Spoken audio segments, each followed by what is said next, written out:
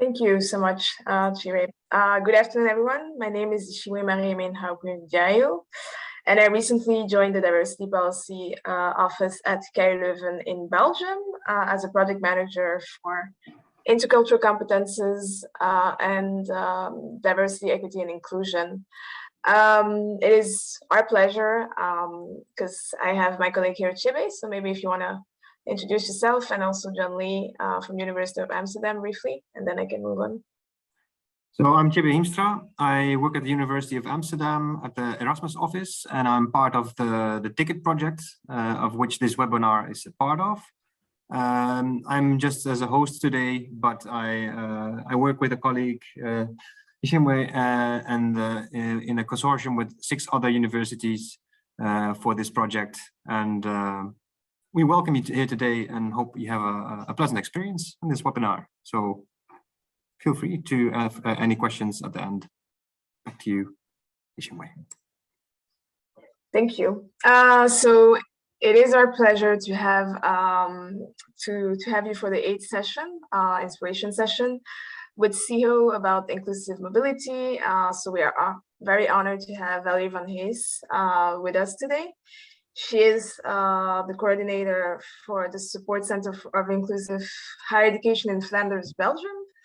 And she will present the PLAR for SIM project, that is an EU-funded project today, which will be specifically targeted on the topic of inclusive mobility. Just as a disclaimer, this session will be recorded. So you can, for those who are not comfortable, you can turn off your cameras and you can also rewrite your name and just put anonymous if you don't want your name to be seen and visible. Just for information, we also, if you have any questions throughout the session, you're free to just put them in the chat box. But we'll have a Q&A at the end as well, and where you can also, where you will also have the opportunity to speak up.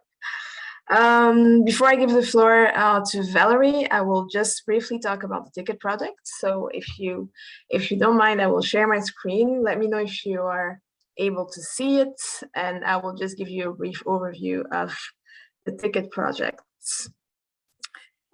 So the Ticket project is a consortium of other universities, 7 universities. So that includes KU Leuven, University of Edinburgh, the University of Amsterdam, University of Granada, the University of Jagiellonian in Krakow, University of Bologna, and Vrije Universiteit Berlin. And so the idea of this project is to create 9 modular self-directing training programs to support staff in building up intercultural competences. But in addition to that, we also are building a staff toolkit. And with that, we are building and organizing 12 inspirational webinars to further support staff members within our universities and in our network to be trained in intercultural competences. And in that way today, we will specifically look at inclusive mobility, where we think this will be actually falling into our different modules. So we have at this point 9 training modules with 4 thematic areas. 1 thematic area is mobility and its effect on campus. This is where we think that the presentation of Valerie van Hees will be of high significance for participants. We have students learning health and socioeconomic needs, the question of internationalization of the curriculum, and the university as an intercultural workplace. As you may see, we have 9 modules, training modules that will be available next fall. And specifically today, we will look at mobility, and what we mean in terms of training modules there is how do we make academic mobility truly intercultural? And second of all, how do we actually welcome international students and staff? And how do we encourage contact among diverse groups of students? So this session should be encouraging you and also enlightening you on how you can actually do this, in addition to the training modules that you will have access to in the next couple of months. So this session is creating within the idea of building a ticket community of practice. So we know that some of you are already part of it. And the idea is to have more people join and discuss different questions, challenges, and interests that you may have, finding ways to identify common solutions, good practices, and also just surround yourself with getting to know other people in the network on how to move towards the same goal, which is making sure that we are equipped with intercultural competences and making a more inclusive campus in our different universities. So thank you again for being here with us today. I will now give the floor to Valerie Van Ace, who will start her presentation. Thank you. Okay, thank you so much. I will try to share my presentation. Okay, this should work, I think. Thank you so much for having me. I'm happy to present to you on how you can make mobility programs more inclusive and the project that we have done on that area in the past years. So I'm Valerie Van Hees, and indeed I'm from the Support Center Inclusive Higher Education. We are embedded by decree in higher education legislation in the Flemish community, and we serve both the policymakers or Flemish government, but also our higher education institutions on the topic of inclusion and inclusive higher education. So one topic is inclusive mobility. And as we are saying, we are supporting our higher education institutions on the topic of inclusion. So KU Leuven is also one of our close partners on the topic of inclusion. I have also prepared some Menti questions just because I think it's also nice to know who is here represented today, and also what you know about the topic of inclusive mobility. So I will try now to go to the Menti questions on that topic. So you see the number, so you can enter the code, and then we can go to the first question, I think. So just curious about this. Who are you representing? I think it will mostly be the higher education institutions, but you never know that there are also some other partners involved. Then maybe just also the introduction question, how much do you know about the topic of inclusive mobility already, so that we can... Okay, so we have, I think, a diverse attendees on the topic, but I'm sure we will have content that will be visible for all the parties on the topic. And I hope at the end of the webinar, you will learn more about the topic. Okay, so we will go to the next slide. Maybe just to give you a very short introduction on the Flemish context and how we are involved on the topic of inclusive mobility. In the Flemish community, we have an action plan for the mobility of students, and already in 2013, what was in the European higher education area context quite early, we had already specific attention for inclusion in mobility programs. So we set up targets so that, for example, 33% of the mobile students should belong to underrepresented groups. In that sense, that we wanted to have more students with a study grant, students with disabilities, and working students participating in mobility programs. Why did we identify those three groups? Because that are the only three groups that in our database of the Flemish government, we have those students registered. So that was a setup that we also could then take some measures about those students, and that we could represent them also, and for example, give some top-ups to as incentive to have those students participating in mobility programs. So we were also committed to monitor the participation of students of underrepresented group in mobility programs. So we were quite ambitious, but as you can see, that's one of the numbers of participation of students of underrepresented groups. We didn't reach our target, but already we are in the way to reach it as well. So we have at this moment 22% of students of underrepresented groups participating in mobility programs. So that's at least we are happy with that topic. But on the other hand, we also looked in depth at what are, for example, also the barriers that students of underrepresented group face in mobility programs. And there we noticed that there was a lot of work to be done. For example, also on registration to have more underrepresented groups and monitor the data of those students, but also have some agreements on support services between higher education institutions across Europe. So we faced a lot of barriers based on a survey that we did with our higher education institutions.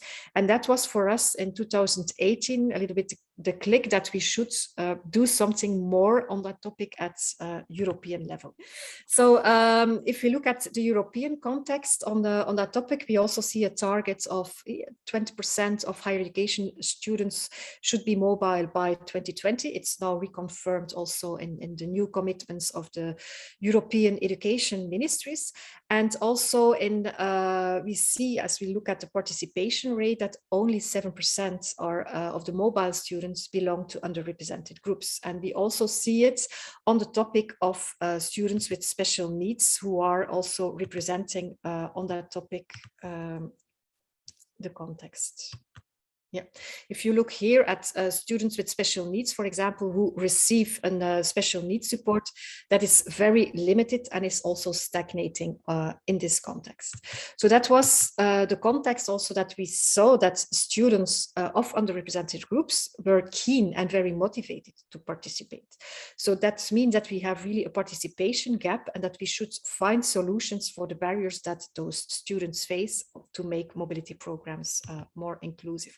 That was the rationale why we started to work on projects on the topic of inclusive mobility. We have run 2 projects on that topic. So we have first had the EPFIME project, who was specifically looking at the participation of students with mobilities and disabilities in that topic. And there we wanted to examine in depth the barriers that they face to build a European framework on key criteria on the topic of inclusive mobility. In a second project, and that was what the colleague was mentioning, we also focused on the peer learning activities project, where we established peer learning activities between the different countries across Europe, and where we also focused on the topic of broader inclusion and all the underrepresented groups in mobility projects. As you can see, we have just finished this project, and I'm happy to present the outcomes of that. For you to know, we have conducted quite a lot of research and dialogue between the different countries across Europe. So we focused on desk research, online service, both with ministries of education, higher education institutions, and last but not least, students of underrepresented groups. With peer learning activities, we had some quite nice dialogues between the different stakeholders, and we were able to go more in depth in the barriers that the different target groups face on the topic of mobility. We also conducted focus groups, and that enabled us to make the different resources.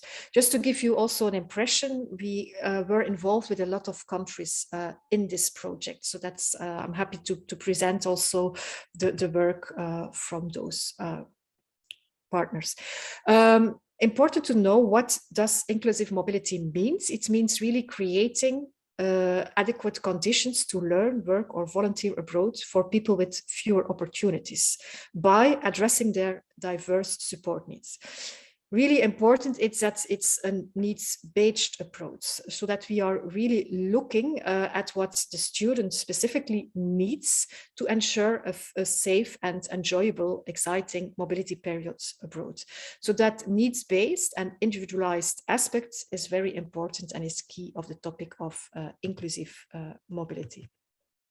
For us in our project, and I also see it for the higher education institutions, we really must have a broad focus on what does inclusive mobility means. It's really addressing the widely and comprehensive approach on designing inclusive mobility. So it's not only about students with some diversity backgrounds, it's also on the topic of maybe some mobility of study programs that are underrepresented also in the context of mobility. we faced a lot of challenges, or we identified a lot of challenges, both at the level of ministries of education institutions, higher education institutions, and also students of underrepresented groups. So we identified key criteria, some themes that are very important to work on the topic of inclusive mobility strategies. For example, foremost, we have the topic of inclusion in mobility strategies, for example, making a diversity of programs on mobility. But it's also about how do we provide information about mobility opportunities, and how do we promote mobility opportunities towards students. We also faced a lot of barriers on grants, funding and application, on support services, on students' life, and on awareness and cooperation. Important to mention, all those areas were identified by the different students of underrepresented groups, for example, for students with disabilities, but also for students, working students, for example. But some barriers were also group specific. I don't have the time to go in depth to that, but in our training packages, research reports, you will find more information about the specific barriers of different stakeholders on the topic. Just some quotes to go through from participants. What you see is that, for example, there's really a lack of strategies, also a lack of commitment on the topic of mobility towards underrepresented groups. So not many countries have targets on that topic. So our position in the Flemish community is quite exceptional. And we see also that data collection is not common. So, and if it's there, it's mostly focusing on outward mobility in Erasmus Plus programs, but the scope of mobility programs is much broader. Also, you see here some quotes of students who are saying, even through our research was for them the first moment where they identified that there were specific opportunities also for disadvantaged students in mobility programs. So there's a lack of how do we communicate about those opportunities towards students of underrepresented groups. And also, if we provide information, it's often not accessible or communicated in an inclusive way. So there's a lot of work to do on how do we provide and how do we promote information about those opportunities. On the topic of funding, grants and application, we also identified a lot of barriers. Barriers not only for students, for example, you see here also some higher education representatives who are also touching upon some barriers on the topic of, for example, the procedures who are complicated, very administrative, on the topic to organize and to have the support services available for the students. From the students, we also learned we don't know what opportunities are, what grants are available for us, and how to apply, for example, also for those grants. On the topic of support services, we also noticed that there were barriers for students, but also barriers for higher education representatives and also for ministries of education. A lot of time to organize the support, a lot of dialogues that should be on, and for example, also to fulfill that needs-based approach, it's really important to have connections between the diversity office, the international office, the inclusion office of both the home and the host universities. On the topic of awareness and cooperation, we also notified that the different stakeholders also mentioned, we don't know, for example, what other ministries of education are providing from support services, which complicates the transferability of, for example, support services abroad, like a sign interpreter for a deaf student, for example. We also noticed that in organization, at the level of organizations, there was also a lack of awareness about what is, for example, the inclusion office doing, what's the international office doing, and the connection between the different stakeholders on that topic. The same at ministry level. So we see a lot of opportunities to work on awareness and cooperation and making good cooperations with different stakeholders to ensure an inclusive mobility approach. So that's insights both of the surveys, the barriers identified, the focus groups, and also the the countries involved and for most of the students involved allowed us to make and to create some tools who are tailoring also those needs. And here you have an overview of all the tools that we have created. We call it the mobility toolkit. You will find reports. So we have the research reports, because we know in a university setting, it's always important, if you want to make some change, that you also have data, facts and figures to involve also your leadership in the topic. So you will find those topics on our project website.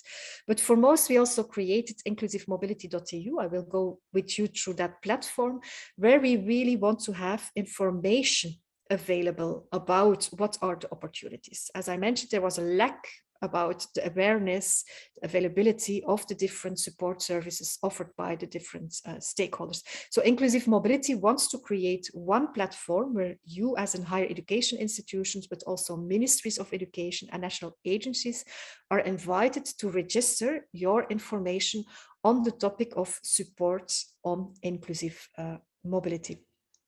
We also learned that a lot has to be done for universities on the topic of installing at institutional level an inclusive approach on inclusive mobility. So based on the themes that we have identified, we also created a framework with objective and action points that you could undertake as higher education institution to install step by step an institutional approach on the topic of inclusive mobility. We also created the self-assessment tool. It aligns to the framework and also allows you to reflect on what do we already have installed, what are our working points on the topic of inclusive mobility. So based on the findings then of the self-assessment tool and the framework, we also created concrete tools, more training tools on the topic of inclusive mobility, so that you will be able to install an inclusive approach on mobility at your institutional level. So that are the outcomes that we have created. I would suggest to go through the resources. I will stop sharing and reshare so that you will have also. So if I'm right, you will now see here the inclusive mobility platform. Okay, so that's the website where you will find all the information about what our institutions across the European higher education area doing, what our countries doing. We also created some information for students on what are opportunities to go abroad, testimonials, a toolbox, and the self-assessment tool.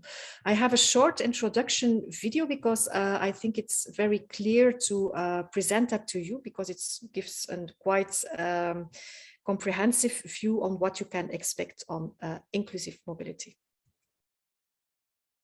The platform inclusivemobility.eu is a unique platform centralizing everything about inclusion and support services offered by higher education institutions, national agencies and ministries for education to international students. On this platform, stakeholders and students will also be able to find information about going abroad and inclusion-related aspects, as well as some inspiring testimonials from former international students who went abroad themselves for their studies or for a traineeship. On the Institutions page, you can easily search information about higher education institutions. The search bar allows you to look for a specific higher education institution by typing its English or local name. It is also possible to look for an institution using the interactive map, or to filter the results based on what you are looking for. On the institution page, you will be able to easily find crucial information, such as the contact details of the Inclusion Office. If the institution provides any specific additional measure for studying and exams, for example, if extra support, like a note taker, a recorded lecture, or some extra time for exams are available, this is where you will find the information. On the country page, you can find information about each of the countries composing the European higher education area. You will find there the different inclusion and support measures each country provides for students, or their strategy in terms of inclusion for international students. For example, if certain scholarships or grants are available for international students, or if a certain support grant is transportable abroad. You can also easily navigate to the National Agency Erasmus Plus office page, allowing you to find the specific support measures they offer to their students. On the Going Abroad page, you can find information about the different programs available for studying or training abroad as a higher education student. Specific accessibility aspects in Erasmus Plus mobilities are also detailed. As a higher education institution, Ministry for Education or National Agency for Erasmus Plus, you are invited to create an official account and to fill out your own institutional page. Once your account is created and validated by our team, you will be able to provide relevant information about your inclusive mobility strategies, grants and scholarships, and in that way, support services available to widen participation in higher education. Editing an institution page, a country page, or a national agency page work exactly in the same way. So start filling out your page today and remember to update it regularly. Visit our website. For any questions you may have, you can contact us. So to give you the impression, how are we working now at the Flemish community? Each of our higher education institutions has filled out their institutional page. Also, our Flemish government has done it, our national agency. And in that sense, we can create also with the different countries across the European higher education area information about the topics. We now see, for example, also that our universities are reaching out towards their partner universities, because it's for them very important to have the information about their partner organizations on the topic of support service. That facilitates the process also of their underrepresented students participating in the mobility programs. So based on the topic also, we have created the self-assessment tool, and I'm happy also to share with you some information about what you can expect, because we see that a lot of universities have also started the process on the topic of how can we start the process at institutional level on the topic. So I will share with you also the instruction video on the inclusive mobility framework and self-assessment tool, and the training package, because it will give you the impression on how you can start also at institutional level, next to disclosing your information on the platform, the process on the topic of the institutional approach.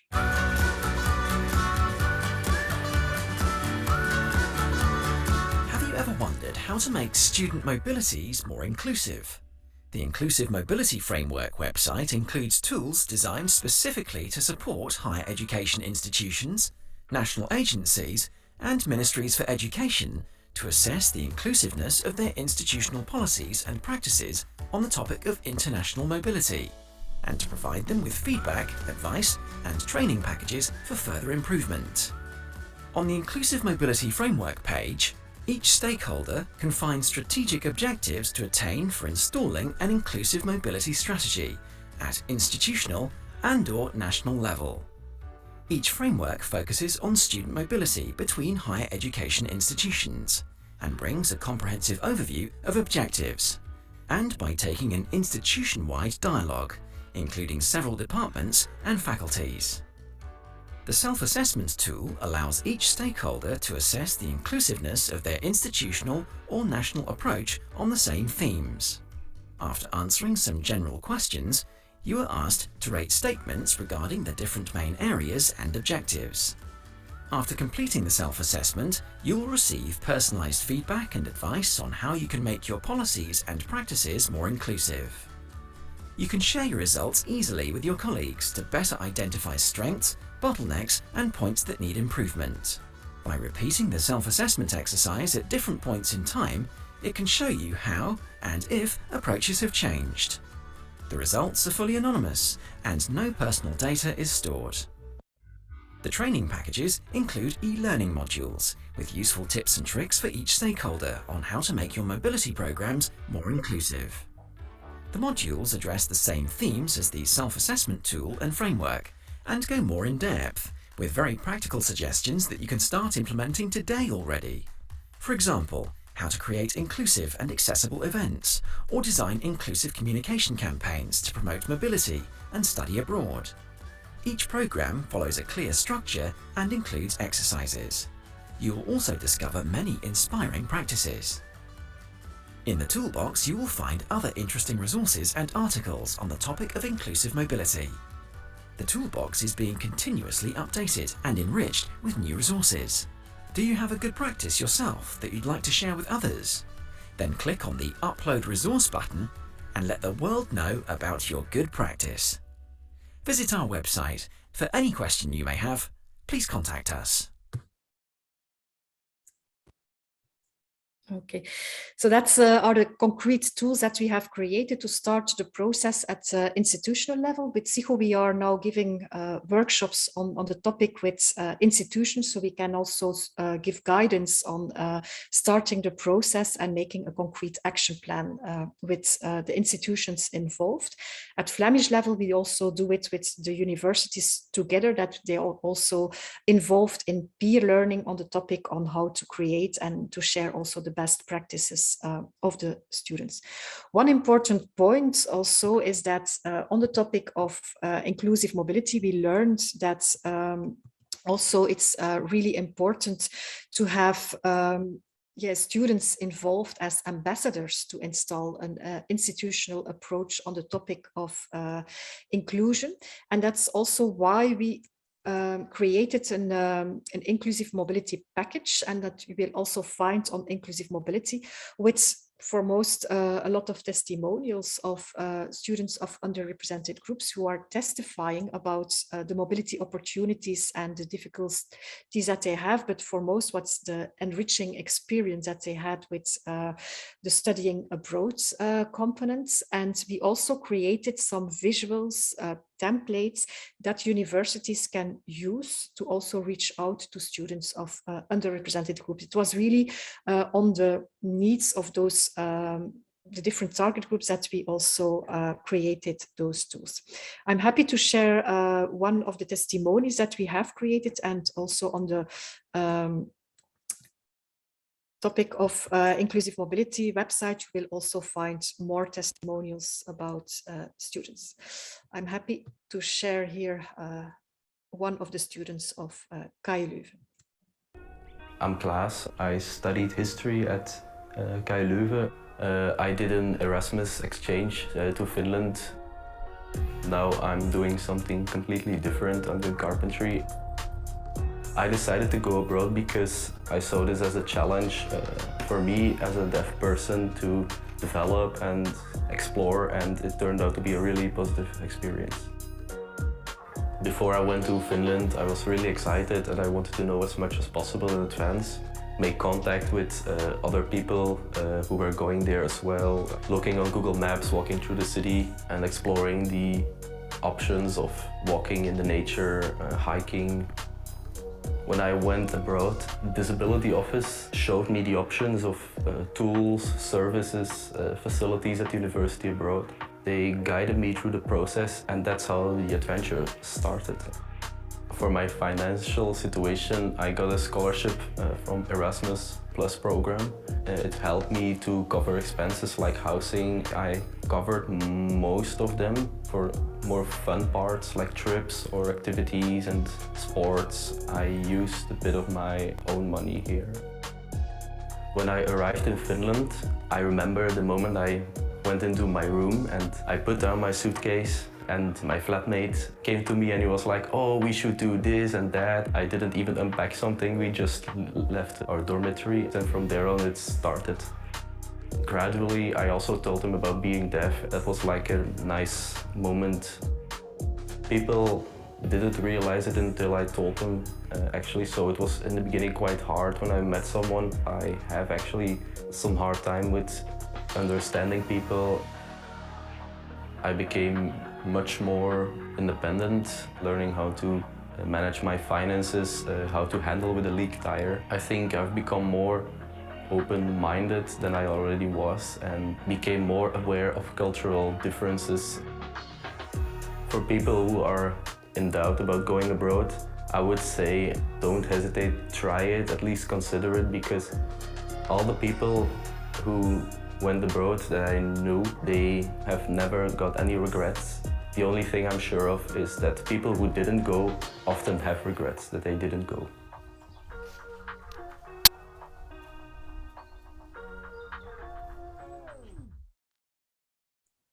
So I would invite you to check the different testimonies. We have them from different backgrounds, also pioneer students, working students.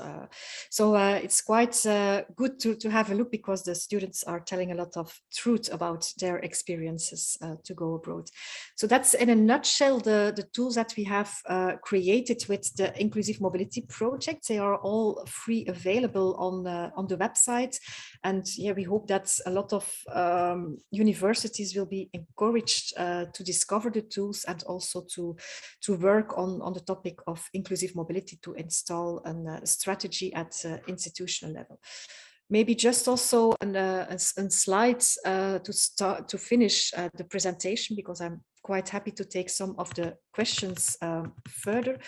One of the topics that we are now also working on, because social dimension and inclusion is more than only the topic of mobility.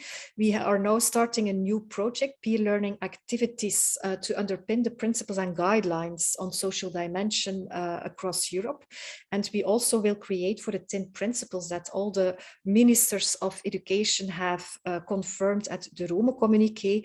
We will also create for each of the principles and guidelines a framework, a self-assessment tool, and some training tools to also install on the other principles and sustainable approach at the university level. So we are very happy also to interconnect on the next commitments on inclusion in higher education.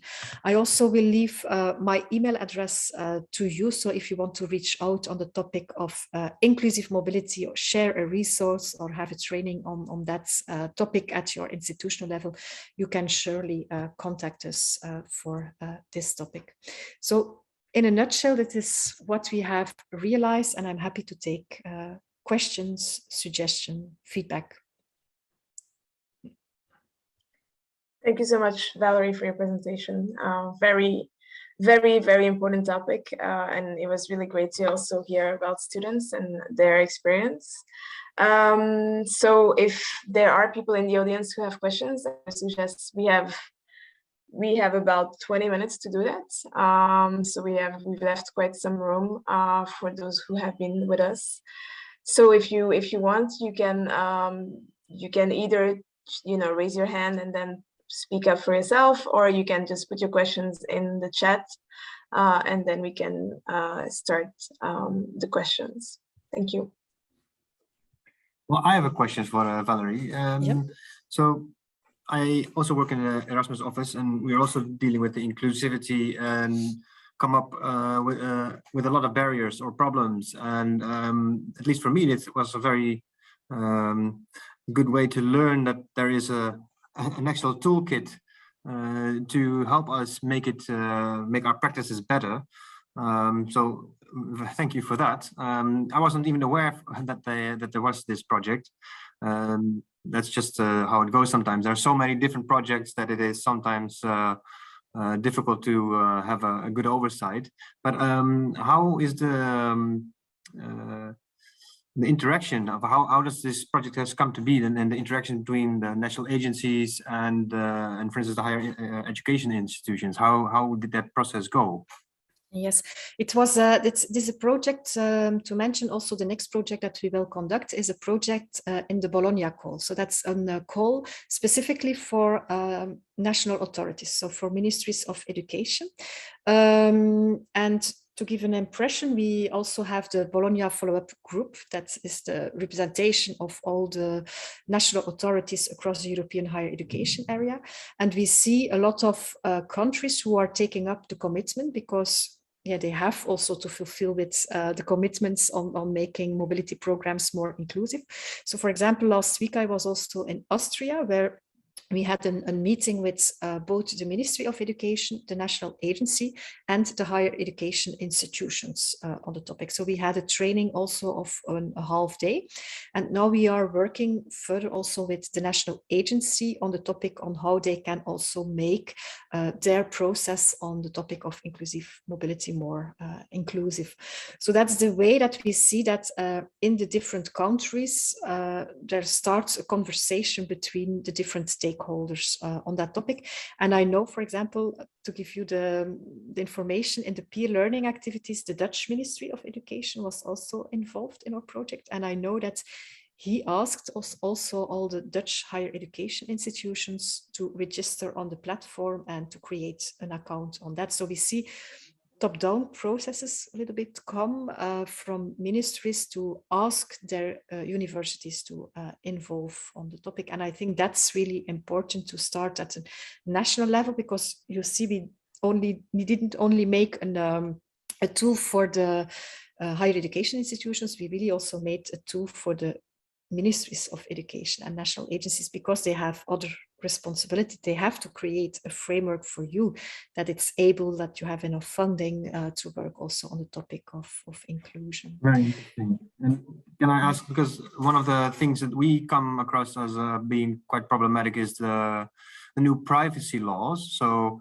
for instance, when someone has a disability or is a special needs student in any way, they need to provide some proof, right? How does this project help in guiding the higher education institutions? Yes, we have in the topic of the guidelines, we touch upon that topic, that it's important to have procedures on that, but we call there specifically on the national authorities because they have to provide the legislation on that it's possible to disclose and to process the information about underrepresented groups. For example, at the Flemish level, we have created really a charter also between the universities and University of Applied Sciences on the topic of the registration of disadvantaged students. So that are processes that really have to be taken. And that's also, if you go through the framework, the self-assessment tool, you will discover that you have to cooperate with a lot of partners on that topic. And at an institutional level, data management is also important, as well as your communication departments, as well as other departments. So that's what we see in the process, that the self-assessment tool is giving some fruitful thoughts on with who should I engage to install a good procedures. Thank you so much. It's very helpful. I'm sure I'm going to make use of it myself and make my team aware of it as well. So thank you so much for your presentation. Yeah. Yes, Valerie, there is a question in the chat room. Devin Espinel from KU Leuven, who was thanking you for the tools. And they're speaking about organizing an inclusive welcome week for international students, and if you have any specific resources to get or to share for inspiration in designing such a week, that would be very helpful. Thank you. Yeah, we can certainly have a short call on that if you want to have fruitful thoughts. And I would certainly advise that you also use the testimonials, because there are several testimonials of KU Leuven students who I think also good to know, and also to involve maybe the different support services that are there at KU Leuven, because we have a lot of good practices mentioned in our training package about the approach of KU Leuven. For example, the page also for students with disabilities on coming to study at KU Leuven. So there are quite a lot of good tools, I think, to inform students really in the support that they can expect as well on the topic of studying at KU Leuven. So I'm very happy to exchange on that. Yeah, great. Yeah, I thought like that would be very interesting to meet and talk about it. I also thought that maybe others would be interested to know about it. That's why I asked a question in the group. But I know that, so if there are students with disabilities, they normally go to the disability office and so on. But for me, the question is how we can make the whole week more inclusive, that they also somehow feel part of it. I think like probably most of the physical barriers have been removed, so they have access to the aulas and so on. But I think there are a lot of small things that we are not aware of. For instance, maybe I'm thinking my boyfriend also has a visual problem, impediment, so he cannot see very well if it's very dark. And only since I'm with him, I realize that many activities that are planned are sometimes in the evening or are sometimes in maybe if it's about socializing, most of the faculty bars, they have very low light, where he, for instance, would never be able to go to attend, things like that. So, you know, like how can we maybe make a really like a broad check of all the of all the aspects of taking place during that week, and to kind of give recommendations for students, like if you organize a faculty evening to welcome the international students, make sure that you have good light, that it's not too dark, you know, like things like that. I only like I can only speak from my experience with my boyfriend, but I am sure that there will be a lot more other students who might find other barriers that we are not aware of. Yeah. So in the toolbox on communication on inclusive mobility, you will also find an inclusive communication manual. And there we are talking about what's an inclusive meeting and what can you also do to create an inclusive meeting. So that's, I think, some tips and tricks that you can consider. But also one of the topics, I think, if you make your registration form, for example, now for welcoming your international students, just ask, how can we support, or are there specific access needs that we can take into account? Because there the students are really invited, and then people who have specific needs will disclose it in that manner, because you make the reflection on, we want really to welcome you. So I think you will find some tips and tricks in the manual, but on the other hand, students are experts of their own situation. And so that's why it's also important, if you make an application form, to really ask and to break barriers at that stage, because then you will have, I think, a lot of inspiration on also organizing your international week. Mm-hmm. Yeah. Okay. Of course, when they register, is already a bit too late to maybe apply some of the changes. So we want to start as soon as possible, because they will start. But I think, you can already, you know already the participants. Some of them register, but most of the, because during the summer most of the students organizations are not active, so they start organizing the activities really in September during the week itself. So it's very little time to meet with them. But I think also on your website already can find information about your week. You could already set an active message on that topic. Yeah. That's and then they will do, when they apply, they also will know, oh, I'm welcomed to. That's also what KU Leuven does in their procedures, that students are really welcomed in advance to disclose the access needs. So I would try also some topics in that sense. Okay. All right. Yeah. I think that's a really good tip. I think definitely. So students can register already for the orientation week tomorrow. So I will, maybe this will be, I will ask my colleague maybe to add this question. But also, I don't know how many students they really feel comfortable saying, like, at least from my experience with my boyfriend, he will never say like, oh, I cannot see very well if it's too dark, because he kind of like take for granted that will be a very big thing to change. However, it is sometimes possible, but so I don't know how we can make it so we kind of like. Yeah, but we can suggest how you can formulate it, because if you formulate it really in a positive manner, so that you want to have an enjoyable week for every student, and then also can take into account if there are specific questions or specific access needs, then students are really invited to disclose it, and then they will do it. Yeah. All right. Okay, great.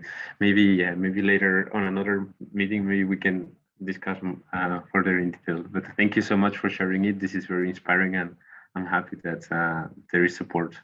for institutions or organizations who want to move forward in this direction. So thank you so much. Yeah, pleasure. Thank you, David, for this question.